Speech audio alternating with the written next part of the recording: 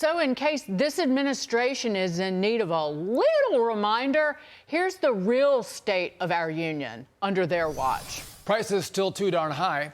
Folks keep taking on debt just to live their lives.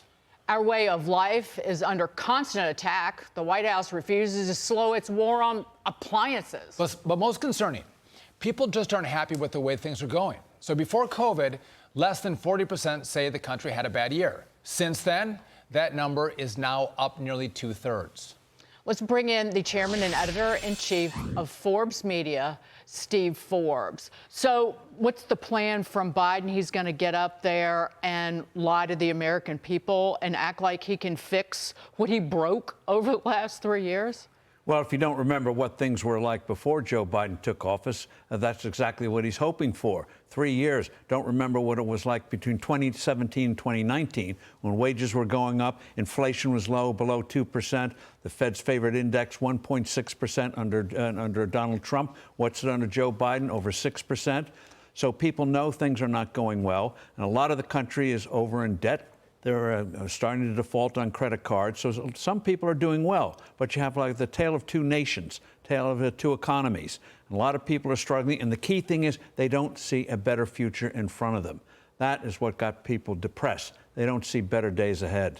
Steve, the pomp and circumstance of the State of the Union, I've been there a number of times. It's one of the coolest events of the year in Congress, no matter who's the president. The platform is massive. A lot of people tune in. The bully pulpit is real. Do you think that Joe Biden, and he wants to use this as a reset for his campaign, do you think he'll be effective? Does he have the tools to be effective to sell the American people on this lie of a vision for the American people? The answer is he'll try. He'll try to be very energetic, yell a lot to show that he's still in command. Always keep his eye on the teleprompter so he doesn't go wandering off. There'll be people standing by to make sure he knows how to get off the stage and doesn't bump into the Speaker of the House sitting behind him. And so he'll try, but the American people aren't going to be convinced. They'll get up in the morning, and what are they going to find? They're going to find the shorter work week. They're going to find the prices have not come down, despite what he seems to be implying. Business investment isn't what it should be. So, yeah, nice evening. Reality comes in the morning. Sobering up again. But, Steve, we have seen for 3 years two things: how blithely this man lies and how incompetently he leads.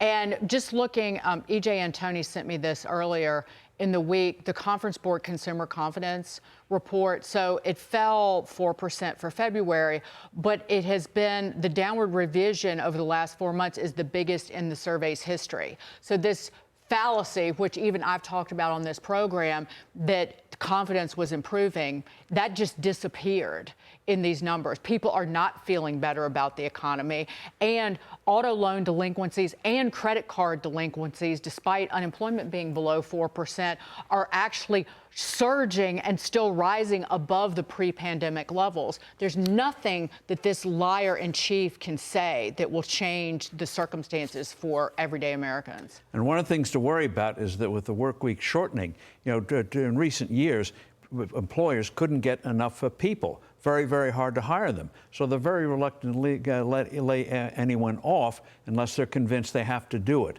So that's the thing that could happen later this year. They finally say we can't keep this up. The sales are not what they should be, and they're going to start to pull in their horns. Not a good thing. The other thing is banks are not lending the way they should to small businesses. There's a category called commercial industrial loans, and last year that went down instead of up. So what's sustaining this economy is government spending and consumer spending, and the consumer spending needs business investment to shore it up now in the future, and that business investment is not as vigorous as it should be. Small businesses aren't getting the capital they need.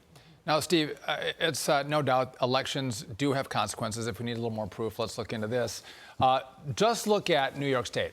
The Attorney General who campaigned on taking down Donald Trump now brags online about all the interest he'll have to pay on that $350 million fine. She now has a new target. Letitia James is now suing meatpacking company JBS, all because she thinks it lies about its goal to be net zero in carbon emissions by 2040. Steve, you can't have a state attorney generals going after every single company, every single politician, and think business is going to come to their state to do business. Well, I loved it when the governor of New York said a couple of weeks ago, don't worry about what we're doing to Donald Trump. We won't do that to other businesses. We won't act like the Soviet Union or a third or fourth world country. Well, here you go. This is a family channel, so what she's doing against the cows is BS. We'll leave it at that. And the idea that at 2040, are they going to have EVs by 2032, two-thirds of people buying EVs by 2032? No. If you want to bankrupt the auto industry, sure. Or you ban people from buying cars with traditional engines, internal combustion engine. So it's just a suit out there. She thinks she's going to be running for governor, so she's throwing this stuff out there, this I'll leave it at that. This is, BS. but Steve, this is even more insidious than that. This is JBS USA.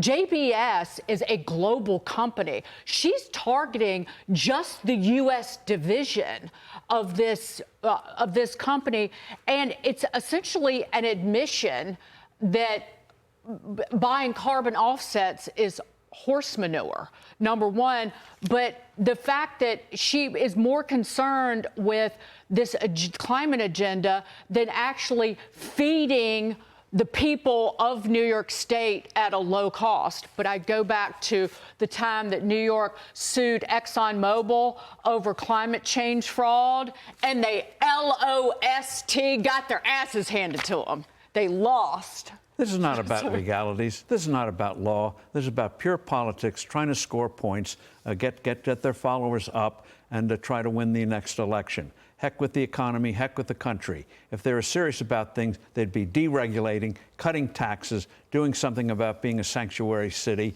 and things like that. But hey, that requires real leadership. That requires real competence. In short supply in New York and sadly elsewhere. They need smart voters, Steve, and they don't have those voters quite yet. Maybe it's 5, 10, 15 years down the road. We don't know. But Steve Forbes, it's always good to see you. Thanks for being here in person, and happy Friday to you. Well, maybe 2024 will be like 1980. We get the big change. That'd be great. Positive change. I like your positive attitude. All right. Thanks, Back Steve. Thank you. Back to the future.